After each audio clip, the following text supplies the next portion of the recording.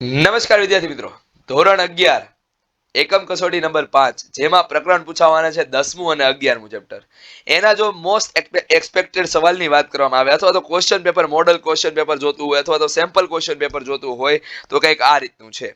1 કલાકનો સમય આપવામાં આવશે, 25 માર્ક્સનું પેપર હશે અને સેક્શન એ માં કંઈક આ રીતના સવાલ પૂછાયેલા છે. પહેલો સવાલ, ખાલી જગ્યા દ્વારા વાયુની આંતરિક ઉર્જા વધે છે, સમોષ્મી વિસ્તરણ અને સમોષ્મી સંકોચન. તો આનો જવાબ આવે સમોષ્મી સંકોચન. હવે સંકોચન શા માટે સમજો. સમોષ્મી આવ્યું એનો મતલબ કે ડેલ્ટા ક્યુ 0 છે. એનો મતલબ એમ કરેલું કાર્ય છે એ હંમેશા કેવું આવશે તો કે કરેલું કાર્ય છે હંમેશા એની અંદર આંતરિક ઉર્જાની શું કહે છે વધારો અથવા તો ઘટાડો કરશે. હવે સંકોચન થાય છે એ દરમિયાન કદ શું થાય ઘટે. કદ ઘટે તો એનો મતલબ એમ છે કે માઇનસ ડબલ્યુ છે એ કેવો થઈ જાય પોઝિટિવ થઈ જાય. એનો મતલબ કે ઉર્જા શું થાય વધશે. બરોબર છે. એટલા માટે થઈને સમોષ્મી સંકોચન આપણો રાઈટ આન્સર આવશે. ક્લિયર. ન હજી સમજાતું હોય તો એક સૂત્ર લખો, delta Q is equal to delta you plus delta W. Delta ક્યુ ને 0 કરો તો ડેલ્ટા યુ બરાબર માઇનસ ડેલ્ટા ડબલ્યુ થાય.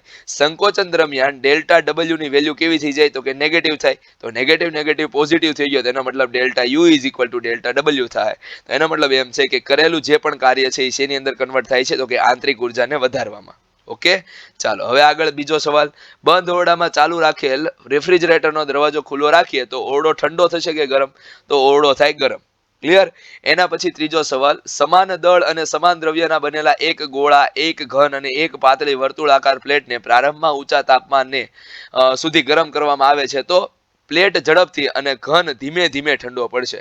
એની પાછળનું કારણ એ છે કે જે તકતી છે વર્તુળાકાર પ્લેટ છે એની પાસે ક્ષેત્રફળ વધારે છે. બરોબર છે, એટલા માટે થઈને.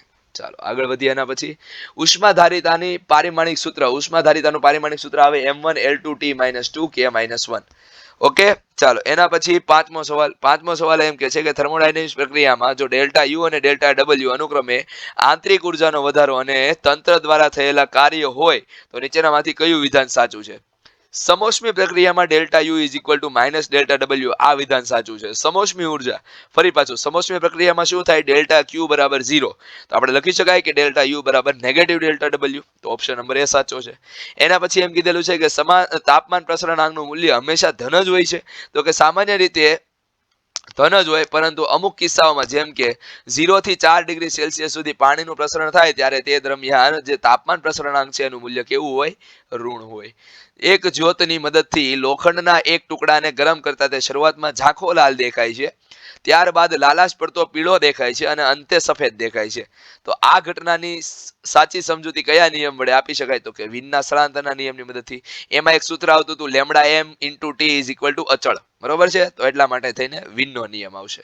એના પછી સેક્શન બી ની વાત કરવામાં આવે તો સેક્શન બી માં પહેલો સવાલ એવો પૂછાયેલો છે કે વિશિષ્ટ ઉષ્માધારિતા કોને કહેવાય? તેનો એકમ અને પારિમાણિક સૂત્ર લખો. ઓલરેડી લેક્ચરની અંદર ડિસ્કશન કરી લીધેલું છે આપણે, અને સાથે સાથે તમે અહીંયા પણ જોઈ શકો છો કે આખો જવાબ લખેલો છે કે એકમ દળ ધરાવતા દરેક પદાર્થના તાપમાનમાં એક એકમ ફેરફાર કરવા માટે શોષાતી કે આપવી પડતી ઉષ્માના જથ્થાને આપણે શું કહીશું તો કે ઉષ્માધારિતા કહેવાય.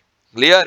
ચાલો વિશિષ્ટ ઉષ્માધારિતા કહેવાય. વિશિષ્ટ ઉષ્માધારિતા બરાબર S is equal two capital S ના છેદમાં સ્મોલ m ડેલ્ટા Q ના છેદમાં m ડેલ્ટા T.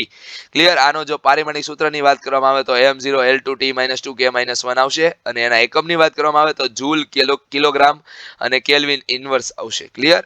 ચાલો એના પછી આપણે વાત કરીએ કેલરોમીટર એટલે શું, તેની સિદ્ધાંત અને રચના સમજાવો.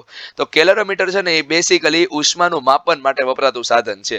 હવે સિદ્ધાંત પૂછવામાં આવે તો સિદ્ધાંતની વાત કરો તો એક બોક્સની અંદર જ્યારે તમે બે પદાર્થ અલગ અલગ મૂકો છો, બરોબર છે, જેમાં એક પદાર્થ ગરમ છે અને બીજો પદાર્થ ઠંડો છે, તો જે પદાર્થ ઉષ્મા ગુમાવે છે અને જે પદાર્થ ઉષ્મા મેળવે છે એ બંને કેવા હોય છે? સેમ જ હોય છે. બરોબર છે, મતલબ કે ઉષ્માનું વિનિમય સેમ થાય છે, પર્યાવરણની અંદર થતું નથી. આ કેલરોમીટરનો સિદ્ધાંત છે. બરોબર છે. રચના અને એવું બધું અહીંયા લખેલું જ છે, તમે જોઈ શકો છો. વિડીયો પોઝ કરીને જોવો હોય તો તમે આ જવાબ આખો જોઈ શકો છો. એક વ્યક્તિના શરીરનું, ઓકે, હવે આ સવાલ છે ને મોસ્ટ ટાઈમપી સવાલ છે. બરોબર, કારણ કે આ નથી ઉદાહરણ નથી સ્વાધ્યાય. બરોબર, આ એક થિયરીની અંદર રહેલો દાખલો છે. બરોબર છે, એટલે ખાસ ધ્યાન રાખજો આને. એક વ્યક્તિના શરીરની સપાટીનું ક્ષેત્રફળ 1.9 મીટર સ્ક્વેર છે અને ઓરડાનું તાપમાન 22 ડિગ્રી સેલ્સિયસ છે તથા શરીરનું તાપમાન 37 ડિગ્રી સેલ્સિયસ છે અને ચામડીનું તાપમાન 28 ડિગ્રી સેલ્સિયસ છે. તો વ્યક્તિના શરીરનો ઉર્જા ગુમાવવાનો દર શોધો. ચામડીની ઉત્સર્જકતા 97 આપેલી છે. તો એના માટે આ સૂત્ર છે h is equal two a e sigma t⁴ minus ts⁴. હવે આ સૂત્ર કયા નિયમને રિપ્રેઝેન્ટ કરે છે? તો કે આ કરે છે સ્ટીફન બોલ્ટ્ઝમેનનો નિયમ. ક્લિયર? તો એના કારણે થઈને આપણો જે ઉષ્મા વહનનો દર કેટલો આવ્યો? તો કે 66.4 વોટ જેટલો આવે છે. ક્લિયર? પછીનો સવાલ એમ છે કે સમદાબ અને સમકદ પ્રક્રિયાઓની સમજૂતી આપો. તો સમકદ પ્રક્રિયા એટલે એવી પ્રક્રિયા કે જે પૂર્ણ થયા છતાં કદ કેવું રહે છે? અચળ. મતલબ, અથવા તો બીજી રીતે કરી શકાય કે ભાઈ એક પ્રક્રિયા દરમિયાન આખું કદ કેવું રહેતું હોય? અચળ રહેતું હોય. તો એવી પ્રક્રિયાને આપણે સમકદ પ્રક્રિયા કહીએ. તો સમદાબમાં સિમ્પલ વસ્તુ છે કે ભાઈ આપણને દબાણ કેવું રહેવાનું છે? અચળ રહેવાનું છે. એવી પ્રક્રિયાને સમદાબ પ્રક્રિયા કહેવાય. ઓકે, ચાલો હવે આગળ જોઈએ. પાણીનું અનિયમિત કદ પ્રસરણ. પાણીમાં રહેલા જીવસૃષ્ટિ માટે આશીર્વાદ રૂપ છે. આ વિધાન સમજાવો. હવે આને કઈ રીતે સમજાવો? જો હું તમને એમ કહું કે ભાઈ એક તળાવ છે, તળાવને થીજવા માટે 4 ડિગ્રી કરતા નીચેના તાપમાને જવું પડે, 0 ડિગ્રીના તાપમાને જવું પડે. તો જ્યાં સુધી 4 કરતા ઉપરનું તાપમાન છે ત્યાં સુધી ઉષ્મા નયન થવાનું છે. પણ જેવું 4 ડિગ્રી કરતા નીચે આવ્યું એટલે ઉપરનું લેયર થીજી જાય અને નીચેનું લેયર પાણીથી બનેલું રહેશે. એટલા માટે થઈને નીચે જળચર પ્રાણી રહે છે. આ શોર્ટ એન્ડ સિમ્પલ વસ્તુ છે.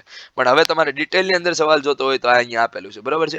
પાણીનું તાપમાન 4 ડિગ્રી સુધી ઘટાડવામાં આવે ત્યારે તેનું કદ ઘટે છે, પરંતુ 4 થી લઈને 0 ડિગ્રી તાપમાન ઘટાડવામાં આવે તો હવે એના કદમાં વધારો થાય છે. અને એના કારણે થઈને ઉપરની સપાટી છે નીચેની સપાટી કરતા વહેલી ઠારણ પામે છે. અને એટલા માટે થઈને ઉપરની ઠારણ પામી ગઈ, બરાબર બની ગઈ, એટલે નીચે પાણી રહેશે. ક્લિયર? ચાલો હવે સેક્શન સી ની વાત કરીએ. તો સેક્શન સી ની અંદર થર્મોડાયનેમિક્સનો પ્રથમ નિયમ લખો અને સમજાવો. બરોબર છે? તો થર્મોડાયનેમિક્સનો પ્રથમ નિયમ આપણને delta Q is equal to delta you plus delta W છે. ડેલ્ટા ક્યુ છે એ તંત્રને આપવામાં આવતી ઉષ્મા છે. બરોબર? ડેલ્ટા યુ છે એ આંતરિક ઉર્જા છે. બરોબર છે? આંતરિક ઉર્જામાં સંગ્રહ પામશે કઈક ઉર્જા.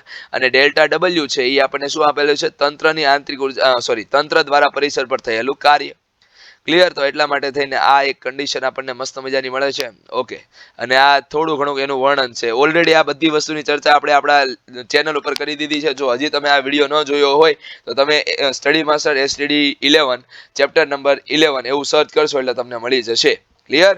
ચાલો હવે આગળ જોઈએ. એના પછી એક વાયુને સંતુલિત અવસ્થામાં A થી સમોષ્મી રીતે સંતુલિત અવસ્થા B સુધી લઈ જવા માટે તંત્ર પર થયેલ કાર્ય 22.3 જૂલ જેટલું છે. તો જો તંત્રને A થી B સ્થિતિમાં લઈ જવામાં આવે તો તેમાં શોષાયેલી ચોખ્ખી ઉષ્મા 9.35 કેલરી હોય તો બીજા કિસ્સામાં તંત્ર વડે થયેલું ચોખ્ખું કાર્ય કેટલું થયું હશે?